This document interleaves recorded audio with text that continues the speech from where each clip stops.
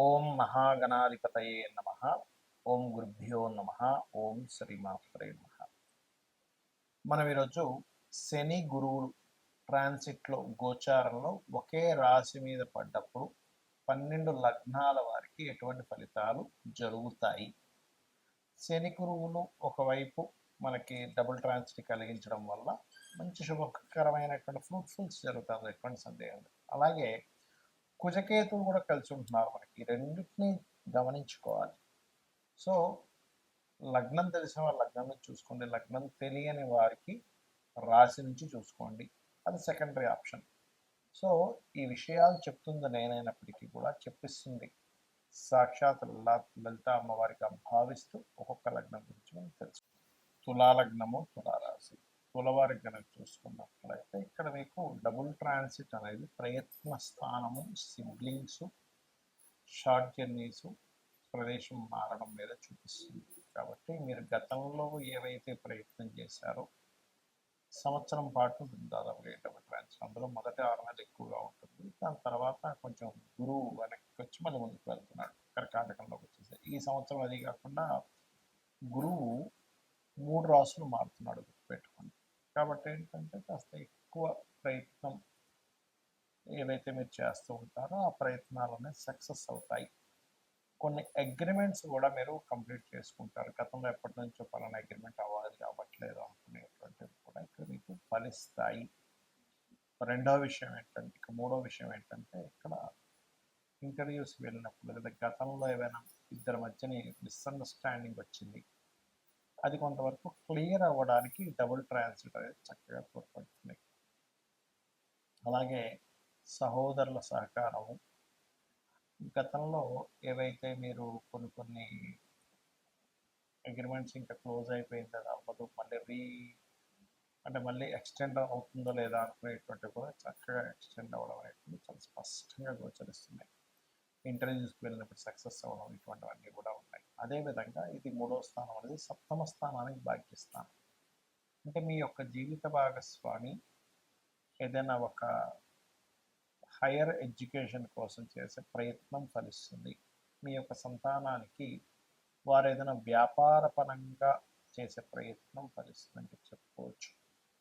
అయితే ఇక్కడ మనకి డబుల్ ట్రాన్సిట్ 2 గ్రహాలు 3వ స్థానాన్ని ఎలా అయితే వీక్షిస్తున్నాయో, ఏకాదశ స్థానంలో కూడా కుజుడు కేతువు ఎప్పుడైతే లాభంలో ఉన్నాడు, ఇది కూడా ఒక రకంగా మంచిదే. కాకపోతే ఇది మరీ 2 గ్రహాలు మనకి లాభస్థానంలో ఉన్నప్పుడు కొంచెం ఎక్కువ లాభాలు రావాలనే దాంట్లో కొంత ఘర్షణలు కూడా ఇస్తూ ఉంటుంది.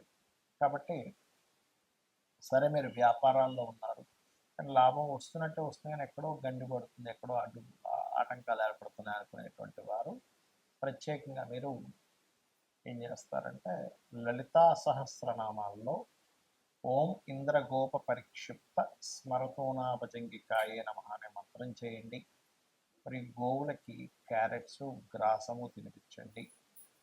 గణపతి మరియు సుబ్రహ్మణ్యేశ్వర స్వామి ఆరాధనతో పాటు ఎక్కువగా దుర్గాదేవి ఆలయాలకు వెళ్ళడము.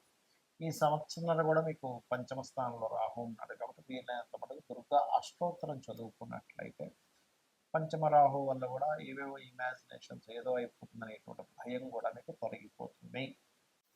చాలామంది నన్ను అడుగుతున్న అంశం ఏమిటంటే, ఇక్కడ మీకు గోచారంలో జలరాశుల్లో కుజుడున్నప్పుడు కొంత జల సంబంధంగా గొడవలు ఇవన్నీ వచ్చాయని చెప్పారు.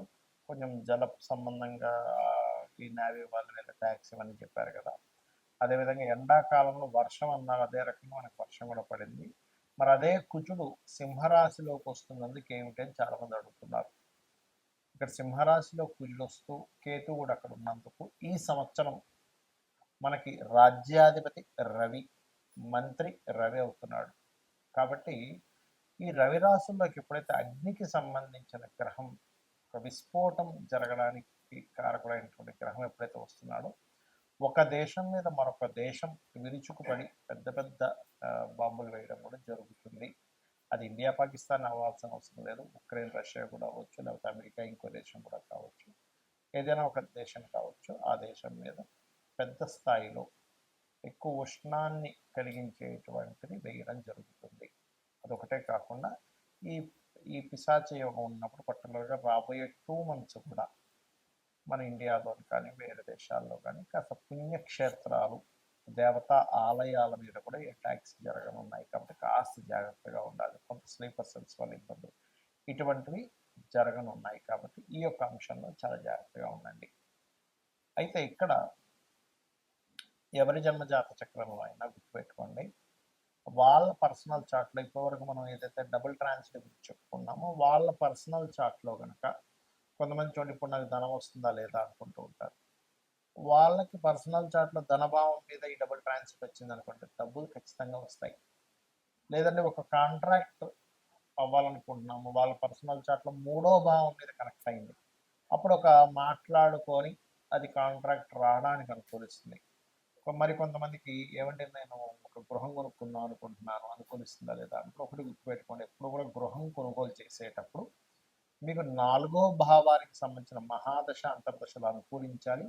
ఈ డబుల్ ట్రాన్సిట్ 4వ భావంలోకి రావాలి. దాంతోపాటు మీరు ఏదైతే గృహం కానీ స్థలం కానీ కొనుగోలు చేసేటప్పుడు ఆ దిశ అంటే ఒక్కొక్క పేరు గల వాళ్ళకి ఒక్కొక్క దిశ మనకి వస్తుందని చెప్పారు శాస్త్రంలో. ఎక్కడా కూడా తూర్పు ఉత్తరం మాత్రమే మంచివి, దక్షిణం పడమర మంచిది కాదని ఎక్కడా చెప్పలేదు. 4 దిశలు మంచివే, కానీ మీకు ఏది పనికి వస్తుందని చూసుకోండి. మనకి వీడియోలు కూడా పెట్టాము, ఏ పేరు గల వాళ్ళకి ఏ డైరెక్షన్ కలిసి వస్తుంది అనేది దాని పరంగా మీరు చూసుకోవచ్చు. అలాగే మరొక విషయం ఏంటంటే ఇక్కడ సంతానానికి అయితే పంచమం మీద ట్రాన్సిట్ ఉండాలి, రుణము లభించాలంటే కూడా ట్రాన్సిట్ ఉండాలని మనం ఒక్కోసారి లోన్స్ కోసం మనం ప్రయత్నం చేస్తుంటాం, ఒక్కోసారి లోన్స్ రావు. కానీ రుణం లభించాలంటే 6వ భావం మీద ఉండాలి, రుణం తీర్చాలంటే 5వ భావం మీద ఉండాలి. అయితే ఇక్కడ మనము ట్రాన్సిట్ రావడం ఒక ఎత్తు అయితే కొన్ని పనులు అవ్వడానికి లలితాంబిక అమ్మవారి యొక్క అనుగ్రహం కలిగితే కూడా పనులు అయిపోతాయి. అవి ఎలాగా అంటే ఇప్పుడు ఫైనాన్షియల్గా ఇబ్బంది పడుతున్నారు, ఓం సంపత్కరి సమారూఢ సింధుర వ్రజ సేవితాయ నమః చేసుకోండి. లేదంటే ఉద్యోగం రావట్లేదండి, చాలా ఇబ్బంది పడుతున్నారు అనుకునేటువంటి వారు ఓం శ్రీమాత శ్రీ మహారాజ్ని శ్రీమత్ సింహాసనేశ్వరి నమః అని చేసుకోవచ్చు. లేదా ఓం మాణిక్య మకుటాకార జానుద్వయ విరాజితాయ నమః అని చేసుకోవచ్చు. మరి కొంతమందికి సంతానం ఉండదు, అలాంటి వారు దత్తాత్రేయుడిని దిగంబర శ్రీ పాదవల్లభ దిగంబర అనే మంత్రం చేసుకోండి. మరియు దీంతో పాటు మరి కొంతమందికి వ్యాపారాల్లో రాణించలేక ఇబ్బంది పడుతూ ఉంటారు, ఓం ఇంద్రగోప పరిక్షిప్త స్మరతోనాభజంగికాయే నమః అనే మంత్రం చేసుకోండి. ఆ రకంగా ఏంటంటే ఒక్కొక్క దానికి ఒక్కొక్కటి. ఇప్పుడు కొంతమందికి చూడండి ఆరోగ్య సమస్యలు ఉంటాయి, ఎందుకు అంటే వాళ్ళకి 4వ స్థానం అంటే ఇమ్యూనిటీని తగ్గించే స్థానము, ఇమ్యూనిటీ స్థానం పంచమ స్థానం పడవడం, 6వ స్థానం రోగస్థానం యాక్టివ్ అయితే ఏమవుతుందంటే వాళ్ళకి అనారోగ్య సమస్యలు నిత్యం పడుతూ ఉంటారు. అటువంటి వారు చక్కగా ఓం సర్వవ్యాధి ప్రశమని సర్వమృత్యు నివారిణి అగ్రగణ్య అచింత్య రూప కలికల్మషనాశిని నమః అని చేసుకోండి. ఖచ్చితంగా మీకు బాగుంటుంది, మరి ఎటువంటి సందేహం లేదు. అయితే ఇక్కడ ఒక్క విషయం ఏంటంటే చాలామంది ఏనాడు సేమ్ జరుగుతుందని కాల్సిన యోగాలు ఉన్నాయని భయపడుతూ ఉంటారు. అవేవి మిమ్మల్ని ఎక్కడ ఆపవు. ఖచ్చితంగా మీరు చేసేటువంటి కర్మ ఏదైతే ఉందో దాని రిజల్ట్ మాత్రమే గ్రహాలు ఇస్తూ ఉంటాయి. దానికి మీరు అమ్మవారి పాదాలను ఆశ్రయించినట్లయితే 100% మీరు అనుకున్నది అనుకున్నట్టుగా అమ్మవారు కలిగిస్తుంది మీకు. శ్రీమాత్రే నమః.